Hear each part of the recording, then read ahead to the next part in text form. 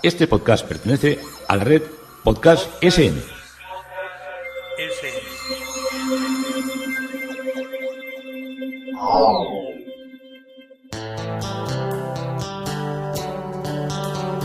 Historia con sentido. Un podcast realizado y presentado por Juan Carlos González.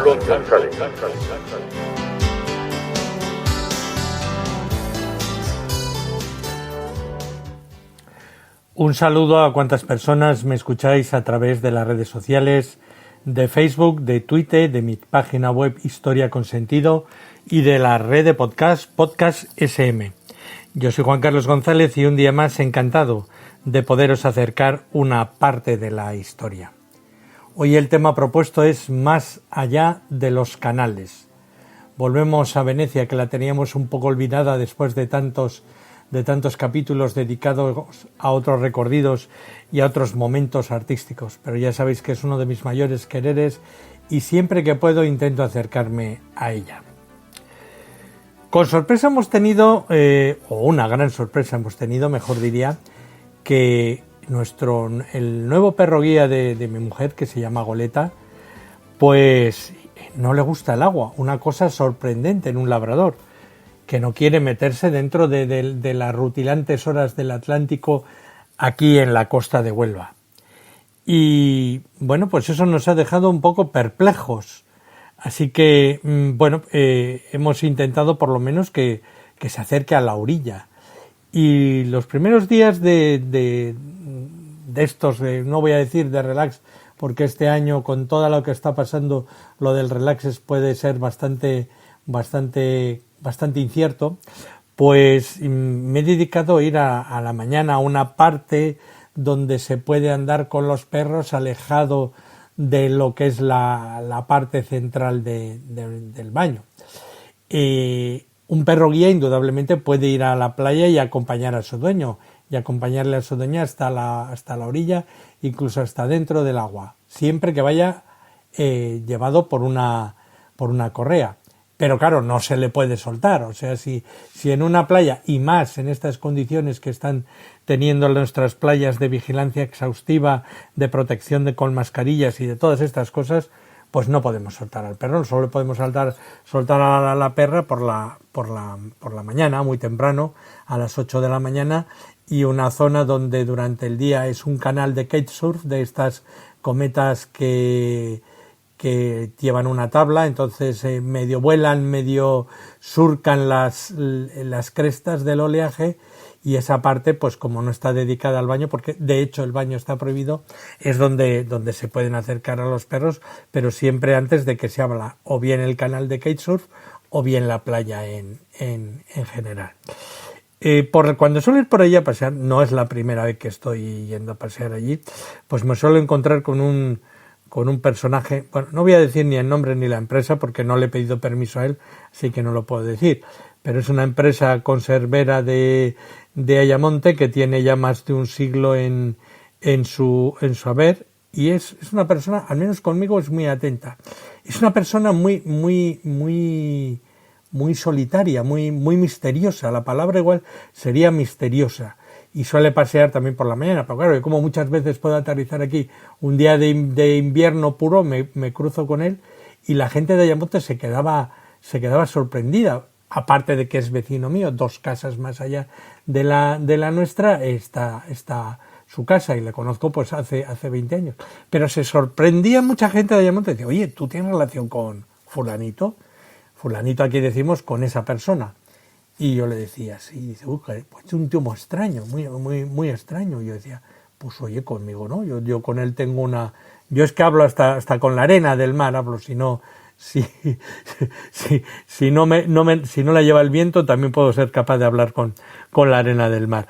Y pues solemos tener muchas charletas de esas.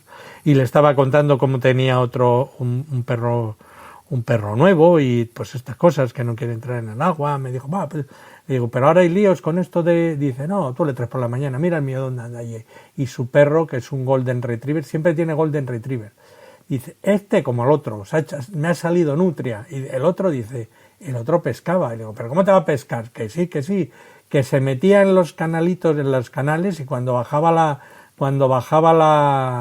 la marea, se metía dentro de los estanques y acababa de los canales, o sea, con la bajamar y con la pleamar, los canales que se forman en la playa, en el delta de la desembocadura del Guadiana, que es desde donde estoy haciendo hoy, os estoy haciendo hoy el podcast, en lo que es la raya entre que divide Portugal de nuestro país, pues se forman canales, se forman una especie de canales que se cubren cuando está la pleamar, pero cuando está la bajamar, pues bajan, pues te cubre un poco entre el tobillo y la rodilla.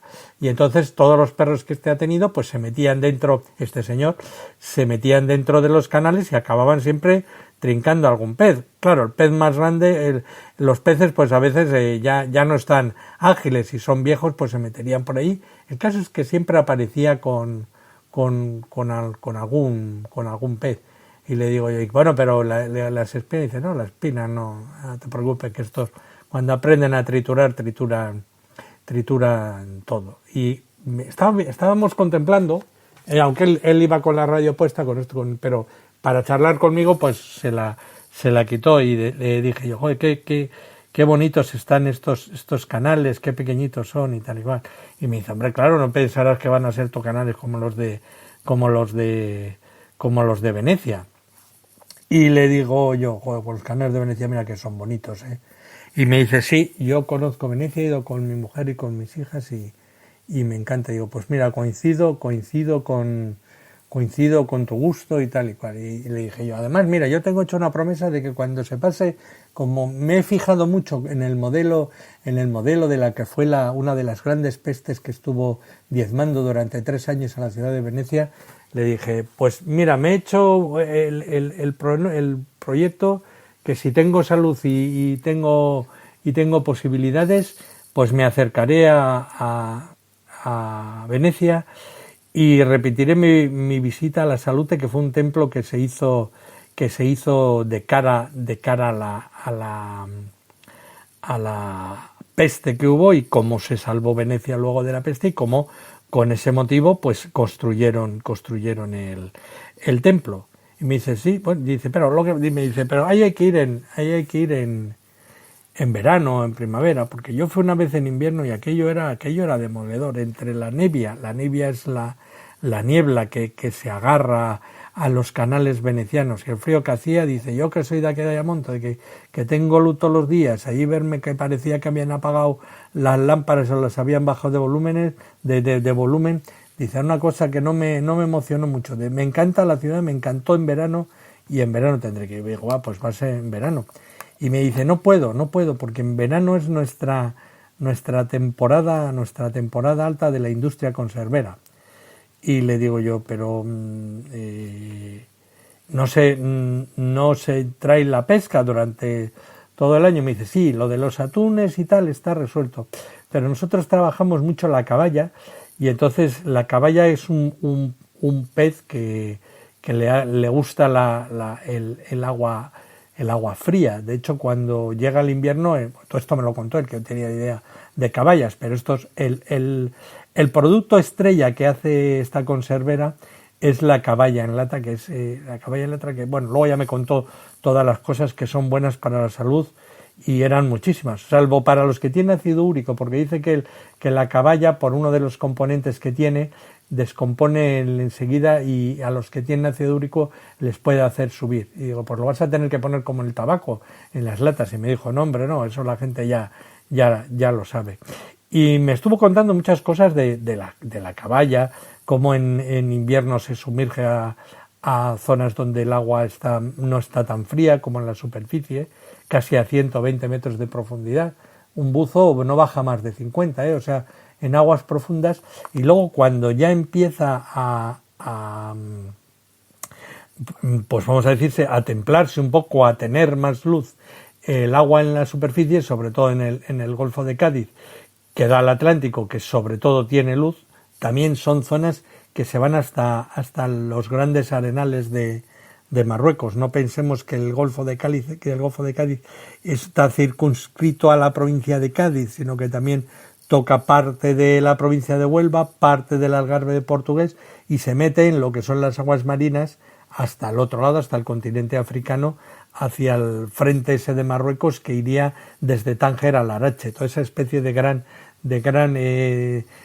golfo, de gran círculo es donde mejor se pesca. Entonces cogen las caballas, las limpian, las cuecen en grandes, y luego la labor de las, me dijo que tenía cerca de 100, ha sido una tradición aquí que eso lo hicieran mujeres o que lo hicieran chicas. Entonces, que dice, tengo 100, ahora en temporada tengo a 100 chicas que le quitan las espinas y solo dejan lo que es los filetes buenos para ponerlo. Y también me dijo, mira, tú siempre que compres una latilla, una lata que esté en aceite de oliva, el aceite de oliva es el mejor conservante.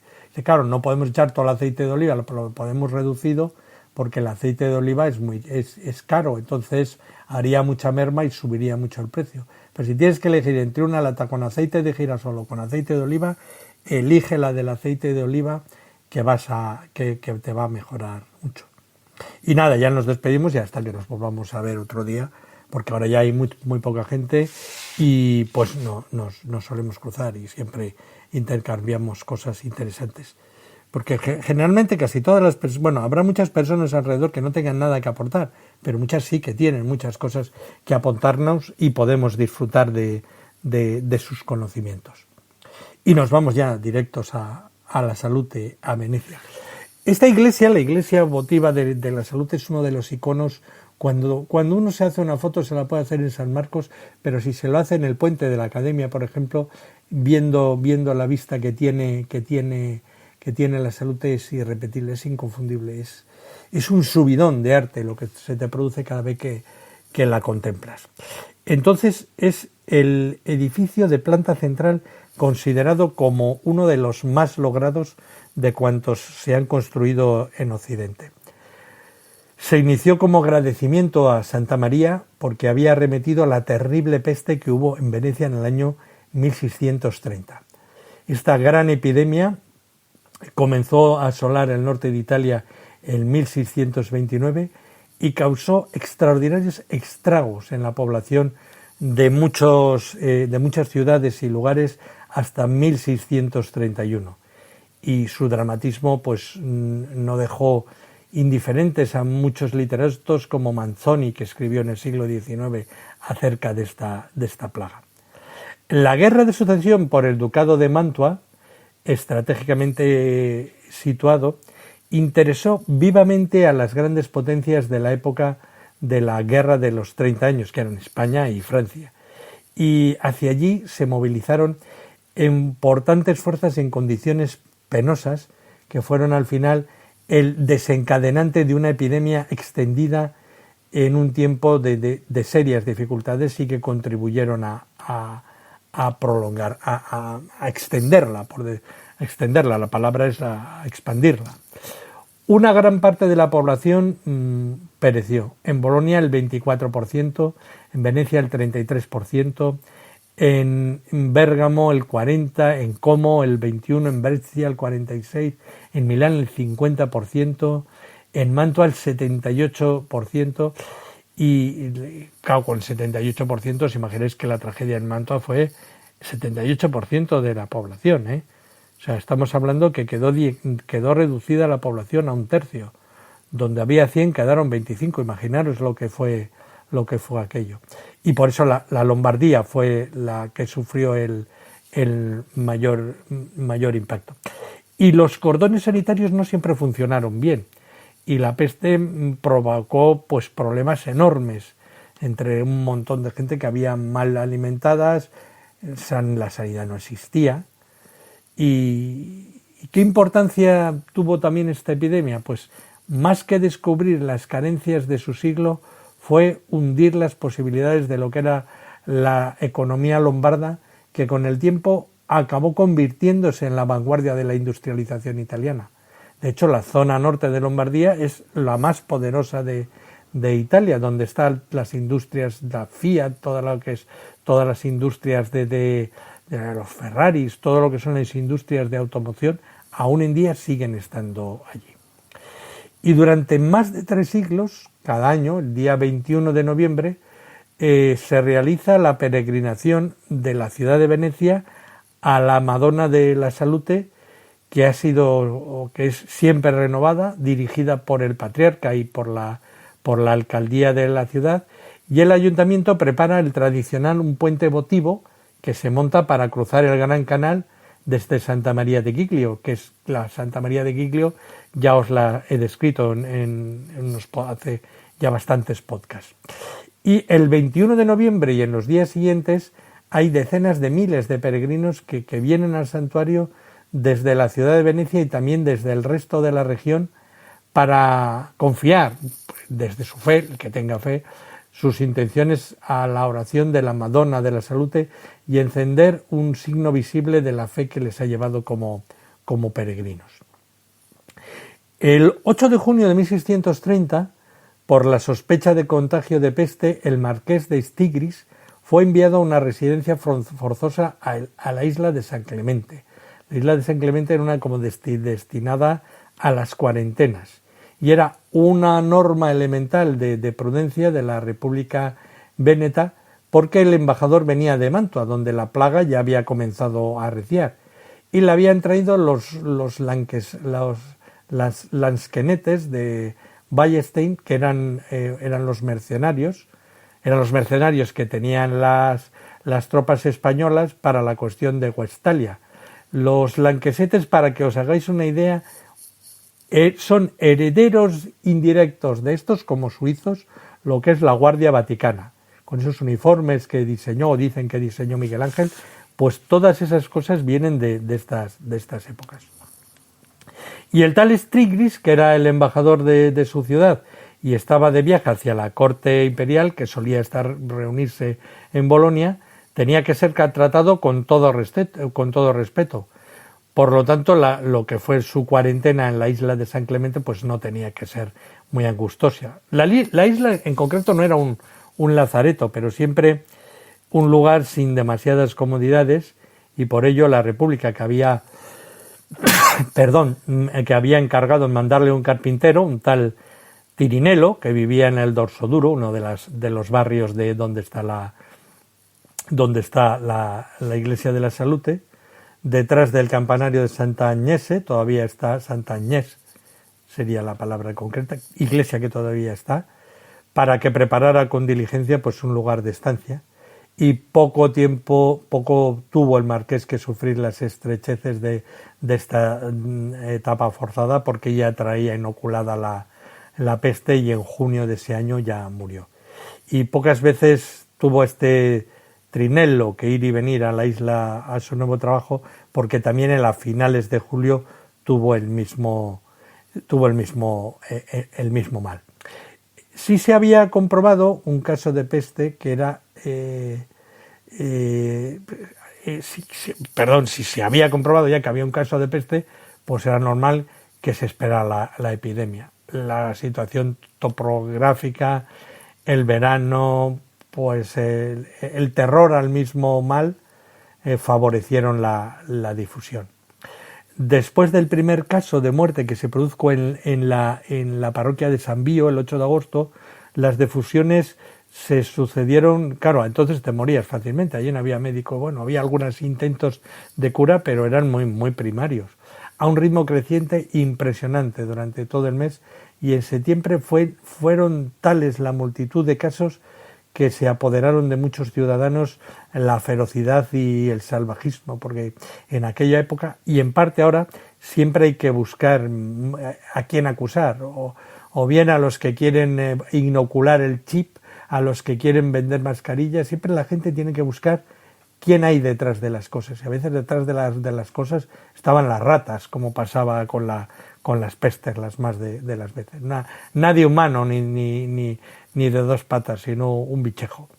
Y agotada toda la confianza en los esfuerzos humanos, porque veían que no avanzaban más, pues solo quedaba más la fe en los valores sobrenaturales, que ya se había demostrado en alguna parte, o creían entender que la fe era lo que les llevaba a la curación. Y junto a las plegarias ordenadas en el mes de septiembre por el patriarca Tiepolo, que era el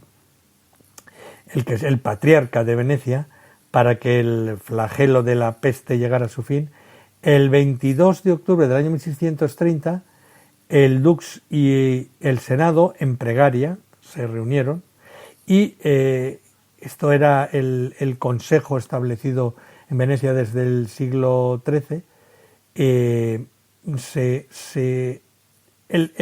El grupo, cuando se reunía para hacer una cosa así importante, se definía como pregadi, y eran 500 ciudadanos de la clase principal y de conocida honradez. Si tenías algún delito, alguna imputación, no podías formar parte del consejo. Y era el que trataban los asuntos importantes y los que asesoraban al dux de Venecia, y les rogaba e invitaba a que acudiesen a deliberar en el palacio del dux, de los duques, para tomar las decisiones. Hoy la sala Pregadi todavía se conserva y se puede visitar. Y en este consejo deliberaron que se llevara a cabo durante 15 sábados una procesión penitencial de toda la ciudad y se hiciera el voto solemne de erigir y dedicar en esta ciudad una iglesia a la Virgen Santísima con el nombre de Santa María de la Salud, hoy conocida por La Salute, y además se establecía que cada año, en el día en que esta ciudad sería declarada libre del presente mal, su serenidad y sus sucesores se dirigirían solemnemente con el Senado a visitar dicha iglesia en perpetua memoria como pública gratitud y por tanto agradeciendo el beneficio.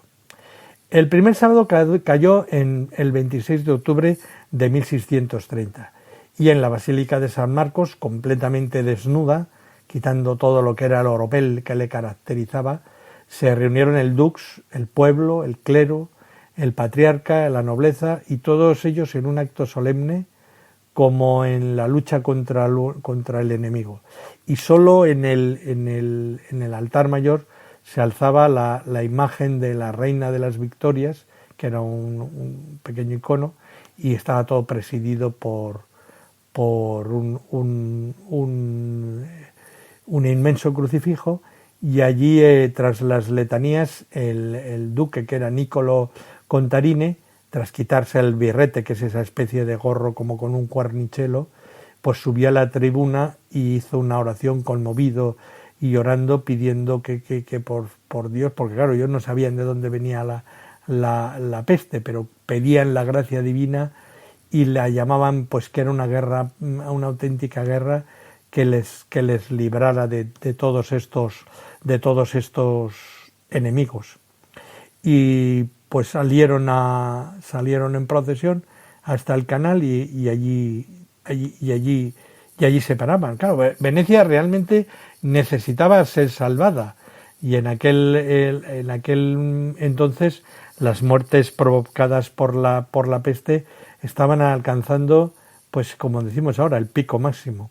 Luego, casi como una primera prueba de protección de María, las víctimas comenzaron a disminuir gradualmente y tras algunos brotes en la primavera y en el verano del año siguiente, lentamente descendieron, dejando, pues como os imagináis, como está pasando ahora en muchos lugares del mundo, muchos vacíos en las familias y una enorme tristeza en los supervivientes. Y a todos les parecía despertarse de un doloroso sueño.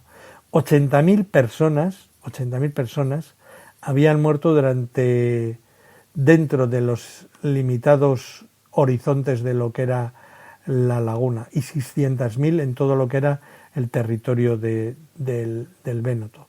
Hasta el dux, el piadoso patriarca Gioviano Tiepoli, habían muerto de la peste y no habían podido dar inicio al cumplimiento del voto. Existían algunas diferencias desde el punto de vista práctico para elegir dónde iban a hacer la iglesia. O bien la punta del Sale, también llamada la Dogana del Mar, que es ahora donde la punta que se mete en el agua, prácticamente un poco más atrás de la plaza de San Marcos, y era el Senado quería hacerlo allí, pero le retranquearon por hacer, por decirlo de alguna manera, la construcción un poquito más atrás para que pudiera tener una anchura suficiente, porque si no, esa parte ya se estrechaba mucho, lo que era la zona donde abajo podían pivotar, porque como os imagináis, Venecia por debajo es todo agua, entonces para poder poner una piedra encima del agua tienes que pivotar a base de maderos y maderos y maderos, de millones de maderos, para poder juntar y organizar una superficie sobre la cual construyas. Eso es una característica añadida que tienen las obras en Venecia. Así que el patriarca desalojó esa zona donde estaba su seminario, sin ninguna perspectiva también de dónde iban a acomodar a los seminaristas. Entonces, motivo por el cual el 3 de diciembre de 1630 el gobierno decidió pagar una cuota anual, posteriormente convertida en una subvención, para albergar a los clérigos que vivían ahí, en esa zona, en ese seminario, que era lo que había en otro punto de la ciudad. Y en enero comenzaron los trabajos y a finales de mes el ecónomo del seminario tuvo ya prácticamente desplazado a todos los que eran sus seminaristas, y el 1 de abril ya se llevó a cabo el ritual de la colocación de la primera piedra. En realidad se debería haber hecho el 25 de marzo, que era la Anunciación en Venecia, pero ese día debió ser tal la lluvia que cayó que había impedido que se celebrara la ceremonia. Así que el Dux llegó a la punta del Sale, donde está la Salute hoy, atravesando un puente de barcas formado a través del Canal Grande, y mientras el patriarca lo esperaba en una iglesia de madera, erigida para ocasión por los trabajos del templo. Y ahí empezaron ya las obras con rapidez, y el 28 de noviembre de 1631, día de la consagración de la renovación del voto, se hizo el primer peregrinaje ciudadano. Intervino el Dux y participaron la nobleza y el clero. En la Basílica de San Marcos, donde la procesión comenzó a desfilar, el célebre Claudio Monteverdi dirigió la misa solemne que él mismo compuso para la citada ocasión, para la inauguración y para la peregrinación a la iglesia de la Salute. Pero hicieron falta casi 50 años más para que la mole majestuosa del templo surgiera mágica como una flor de piedra sobre las aguas verdes de la laguna, y aunque sin las sagradas celebraciones confiadas a la orden de los padres somarcos, que tuvieron parcialmente su inicio el 29 de diciembre del año 1656. El Senado consideraba la Salud como el templo nacional, y el año 1652 había decretado la construcción de un altar a San Antonio de Padua para invocar su protección en la desdichada guerra que mantenía de Candia. Y en dicha ocasión Venecia obtuvo también de los frailes del santo de Padua una valiosa reliquia, que era el cúbito del antebrazo izquierdo de San Antonio, reliquia que aún se tiene ahí en el templo y que dice: la mano de San Antonio unida a la lucha de la Virgen espantó de aquí la peste. Bueno, esa es la tradición. La Virgen de Candia, todas estas historias de las devociones tan propias.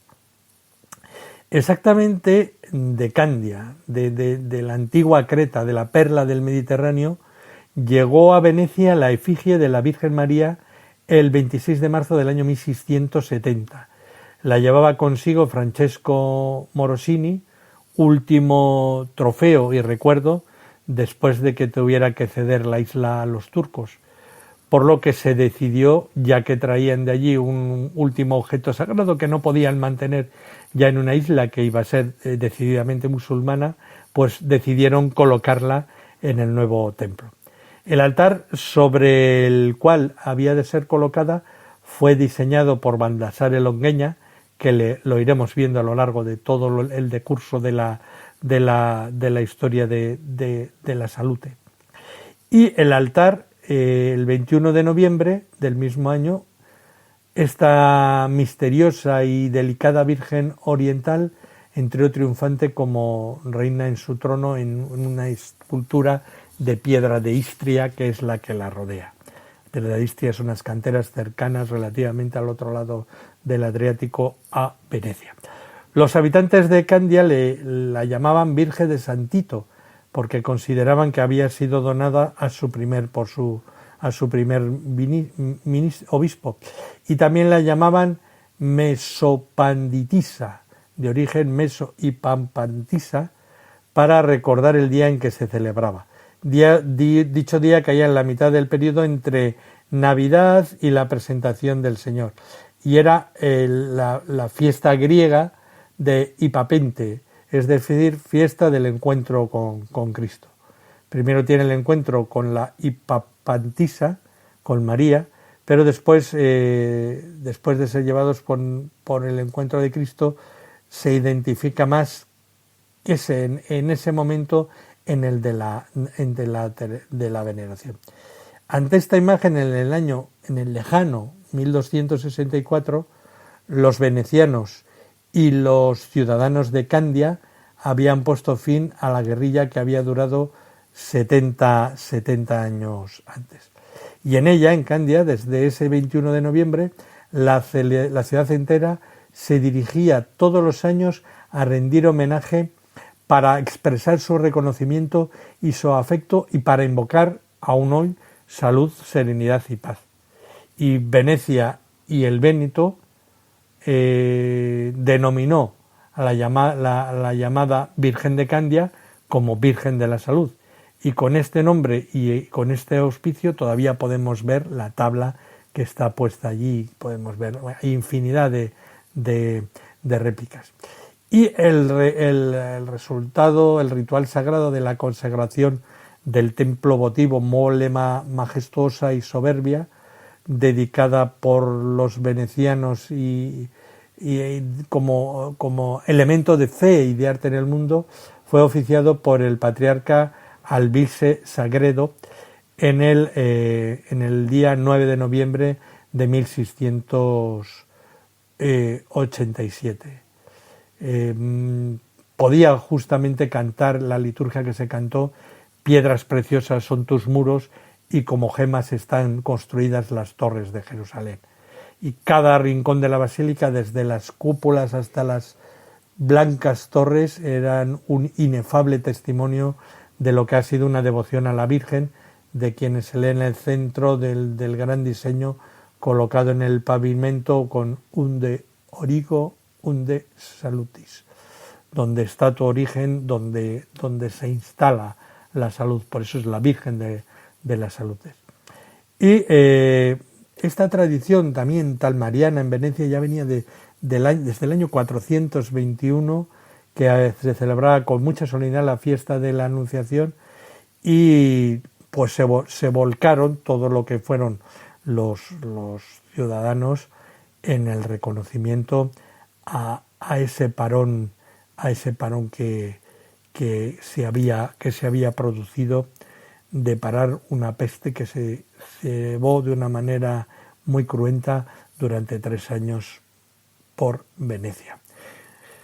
Hoy hemos saltado más allá de los canales, hemos pasado de los canales del Guadiana en Ayamonte a los canales de la mágica Venecia, unidos por los peces, por los perros, por el arte, por la fe que movió un pueblo y por el miedo que también le unió a la hora de pedir que cesara una de las más dolorosas enfermedades que la sacudió, como desgraciadamente estamos teniendo en esta época que vivir momentos al menos que nos dejan tristes y también perplejos, pero siempre con la esperanza de intentar, por lo menos algún día, volver a Venecia a seguir viviendo su arte, respirando su ambiente y gozando de sus personas. Esto es Historia con Sentido. Yo soy Juan Carlos González y un día más encantado de poderos haber acercado este espacio de la historia.